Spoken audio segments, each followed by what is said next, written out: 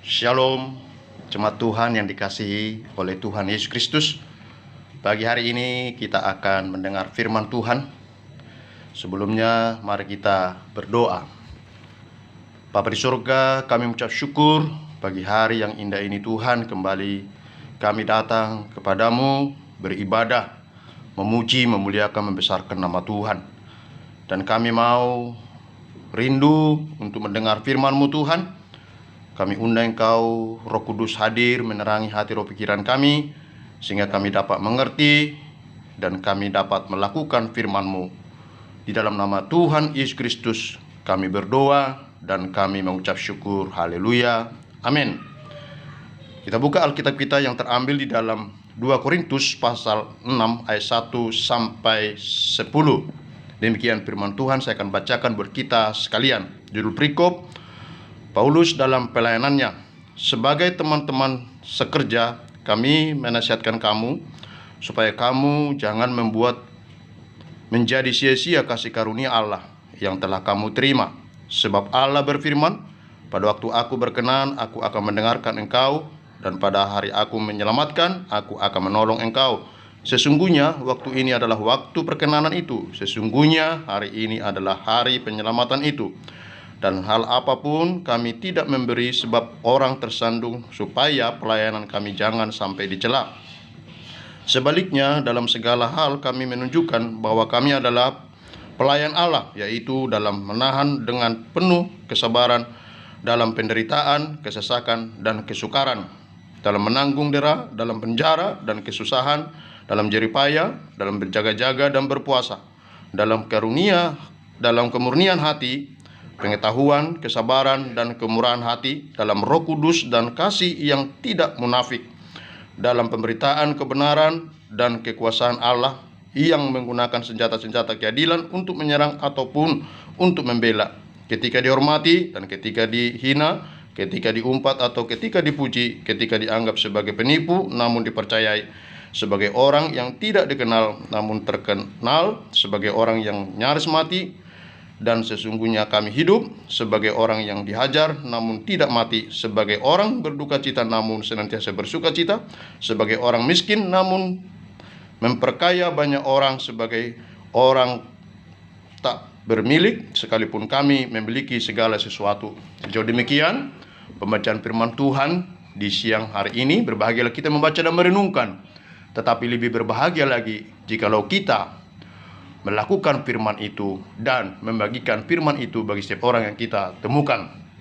Tema khotbah di siang hari ini yaitu pelayanan yang penuh kasih setelah minggu ketiga Trinitatis, yaitu di tanggal 20 Juni 2021. Nah, saudara-saudara yang dikasihi oleh Tuhan, ada sebuah cerita di mana ada namanya seorang putri atau wanita yang masih menganjak remaja. Suatu ketika di dalam satu keluarga, karena anak ini adalah anak satu-satunya perempuan dan anak laki-laki, dan keluarga ini ada suatu pekerja yang namanya bibi. Dan bibi inilah yang mengerjakan segala sesuatu di dalam rumah tangga itu, karena suami istri sibuk bekerja di kantoran. Nah, suatu ketika si bibi ini pulang kampung, lalu dia tidak kembali lagi ke rumah mereka, sehingga si anak atau si putri atau si butet itu biasanya dia hanya belajar, tidur, makan. Tapi suatu saat bibinya pulang kampung, sehingga dia akan mandiri, karena anak ini adalah anak yang manja. Bapak dan mamanya kerja dan dia seorang dirilah tinggal di rumah itu, sehingga dia menyuci piring, mencuci pakaian, menyetrika, membersihkan halaman, membersihkan rumah, dan menyiram kebun, dan memberikan makan ikan. Setelah 1 bulan berjalan yang dikerjakan oleh si putri ini atau si butet ini, lalu dia menulis surat buat mamanya.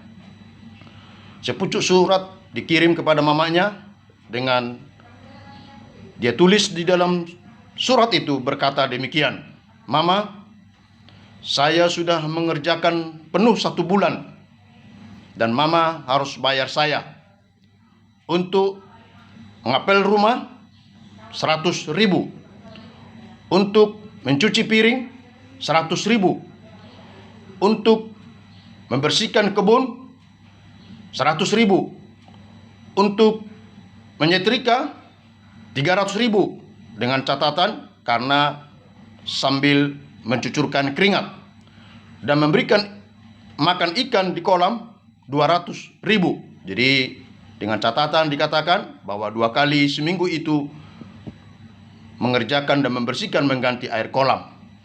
Lalu dia buat catatan di bawah, "Mama, kalau Bibi mengerjakan ini dan Mama akan bayar 2 juta dan saya akan diskon 50%, Mama harus bayar saya 1 juta saja." Dengan demikian, dia taruhlah surat ini dalam amplop, dimasukkan ke kamar mamanya. Lalu mamanya pulang dan melihat surat sepucuk di kamarnya di pintu depan. Lalu dia baca. Setelah dia baca, lalu dia balas. Dengan demikianlah isi sepucuk surat itu, lalu dihantar ke anak putrinya tersayang. Lalu putrinya bergegas melihat dan bangun dan membuka amplop itu. Dia pikir sudah disediakan uang 1 juta, namun hanya sehelai kertas. Lalu anak putrinya ini membaca surat yang dibuat oleh mamanya. Yang pertama dikatakan, "Nak, kami sangat bangga karena kau sudah bertumbuh dewasa. Kamu sudah bisa mencuci piring, kamu sudah bisa menyapu halaman, membersihkan rumah, sudah bisa menyetrika, sudah bisa memberikan ikan di kolam, dan sebagainya. Tetapi satu hal yang mau saya katakan sama kamu. Dulu waktu mengandung kamu selama 9 bulan. Dan waktu berjalan, kamu menendang perut mama. Sakit mamanya. Tetapi saya bangga karena kamu sehat di dalamnya. Lalu waktu persalinan, perut mama harus dibedah. Dengan begitu taruhan nyawa. Kalau dihitung semua itu sangat besar. Bahkan setelah kamu lahir dan membeli susu dan popokmu supaya engkau hangat untuk tidur. Dengan demikian, hitunglah berapa biaya besar yang kukeluarkan untuk biaya untuk kamu. Tetapi itu sudah kami bayar dengan lunas, dengan kasih sayang papa dan mama. Oleh sebab itu engkau tidak perlu bayar apa yang sudah kami keluarkan. Oleh sebab itu, dengan catatan, datanglah kemari untuk ambil uang 1 juta. Dengan anaknya si butet ini berlari ke kamar mamanya, lalu merangkulnya, memeluk mamanya, lalu berkata, "Mama, aku minta maaf. Mama begitu mengasihi saya. Oleh sebab itu mama tidak perlu bayar lagi yang 1 juta itu. Karena mama sudah bayar dengan penuh kasih yang mama papa ajarkan kepada saya." Dengan demikian saudara-saudara yang dikasihi oleh Tuhan, firman Tuhan yang disampaikan oleh Rasul Paulus kepada jemaat Korintus. Bagaimana melayani yang sesungguhnya, melayani penuh dengan kasih. Itulah yang disampaikan oleh Rasul Paulus kepada jemaat Korintus. Dan Rasul Paulus kita melihat begitu dekat kepada jemaat. Bahkan dia menyampaikan di ayat pertama, teman-teman. Dia menganggap bahwa jemaat itu adalah sahabatnya. Dia menganggap bahwa jemaat itu adalah dia temannya. Sehingga dia berkata, teman-teman sekerja. Mari kita mau pelajari dan teladanin seperti Rasul Paulus di dalam pelayanan yang penuh kasih. Bagaimana Rasul Paulus melayani dengan tekun, dengan setia. Sekalipun dia didera, sekalipun dia dipenjara, sekalipun dia dihina. Tetapi Rasul Paulus tetap tekun dan sabar menghadapi itu semuanya. Oleh sebab itu saudara-saudara yang dikasihi oleh Tuhan, suatu kasih karunia yang sudah diberikan kepada umat Tuhan, kepada jemaat Tuhan, bukan lagi hanya sekedar jemaat, tetapi sudah harus juga ambil bagian di dalam pelayanan yang mulia ini. Karena pelayanan bukan suatu pelayanan beban, tetapi pelayanan suatu kesempatan, suatu kehormatan yang Tuhan berikan, yang Tuhan percayakan kepada kita. Oleh sebab itu, kalau kita sudah menerima kasih karunia daripada Allah yang telah menyelamatkan kita, itulah juga yang harus kita bawa, yang kita bagikan. Saat ini mengalami pandemik, dunia digoncangkan oleh corona virus 19 ini. Oleh sebab itu jemaat Tuhan, Rasul Paulus mengajak kita seluruh umat Tuhan untuk melakukan pelayanan ini bagi teman-teman kita yang membutuhkan kasih karunia, yang membutuhkan kabar baik, yang membutuhkan keselamatan kepada mereka, supaya mereka tetap kuat dan semangat karena ada Yesus untuk menolong mereka. Ada Allah yang hidup, ada Allah yang sudah datang dari surga menjadi manusia untuk menebus setiap dosa umat manusia. Oleh sebab itu, mari jemaat Tuhan HKI Tajur Halang, kita sama-sama bergandeng tangan untuk mengembangkan, memajukan pelayanan yang Tuhan percayakan. Bahkan kasih karunia yang Tuhan percayakan seperti Paulus sampaikan kepada jemaat Korintus, itulah yang harus kita lakukan dengan sungguh-sungguh. Sekalipun kita dipuji, jangan kita menjadi tinggi hati, jangan kita menjadi sombong. Tetapi di saat kita dipuji, kita harus selalu belajar rendah hati. Karena semua yang kita lakukan karena Tuhan, bukan karena saya, bukan karena saudara, bukan karena orang lain, tetapi Tuhanlah yang memampukan kita. Oleh sebab itu, saudara yang dikasih oleh Tuhan, mari kita renungkan firman Tuhan di pagi hari yang indah ini. Untuk kita mau belajar sungguh-sungguh, untuk mengeratkan barisan, merapatkan barisan, memperhatikan satu dengan yang lain, untuk menyatakan wujud pelayanan kita, kasih karunia yang Tuhan sudah berikan kepada kita. Marilah kita sungguh-sungguh dengan penuh semangat, dengan penuh kasih yang Tuhan berikan kepada kita, untuk kita kerjakan pelayanan itu. Sehingga nanti hasilnya kita akan melihat kuasa Tuhan akan dinyatakan di tengah-tengah pelayanan yang luar biasa ini. Bukan hanya roh kita dibangun dengan sempurna, tetapi apa yang menjadi kebutuhan, keperluan kita sehari-hari, Tuhan akan sediakan, Tuhan akan cukupkan. Pastikan bahwa Tuhan ada bersama kita untuk memenuhi segala sesuatu yang kita butuhkan. Oleh sebab itu, saudara-saudara yang dikasihi oleh Tuhan, mari kita belajar seperti Paulus kepada jemaat Korintus untuk mengajak, untuk mereka berperan menjadi pelayan-pelayan yang tangguh, yang kuat, yang kokoh di dalam melakukan pelayanan yang mulia ini. Ada dua hal yang perlu kita perhatikan di dalam renungan, di dalam khotbah firman Tuhan di siang hari ini. Yang pertama, mari kita renungkan, jangan sia-siakan kasih karunia yang Tuhan berikan kepada kita. Jangan kita menjadi batu sandungan, jangan kita menjadi suatu bagi orang untuk menjadi kita menjadi lemah dengan tingkah laku, dengan sikap karakter kita yang tidak baik. Oleh sebab itu, mari kita sungguh-sungguh meneladani karakter Kristus di dalam pelayanan kita.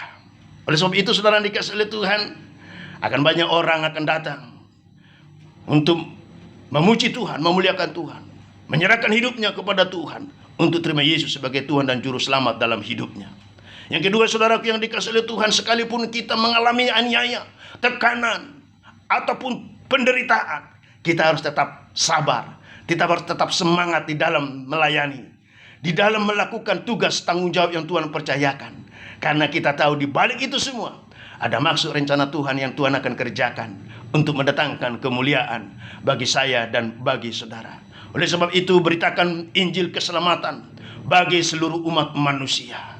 Dengan pandemik ini, Tuhan mau supaya Injil terus diberitakan kepada mereka, supaya mereka boleh mengenal, mereka bertobat, mereka berbalik kepada Yesus dari jalan-jalan mereka yang jahat untuk menuju yaitu jalan kebenaran, yaitu Yesus Kristus. Oleh sebab itu, saudaraku dikasihi Tuhan, biarlah kesempatan di minggu ketiga ini kita sungguh-sungguh merenungkan firman Tuhan, sungguh-sungguh melakukan firman ini, menghidupi di dalam kehidupan kita sehari-hari, untuk kita menjadi diberkati Tuhan dan menjadi saluran berkat bagi banyak orang.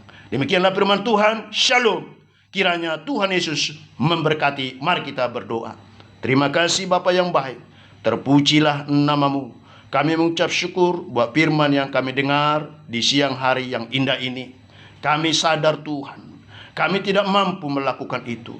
Tetapi kalau Tuhan di pihak kami akan dimampukan, kami akan ditolong oleh Engkau untuk berjalan di dalam memberitakan Injil keselamatan. Karena kami sudah menerima kasih karunia yang Tuhan berikan kepada kami, untuk kami bagikan kepada orang-orang yang saat ini yang membutuhkan.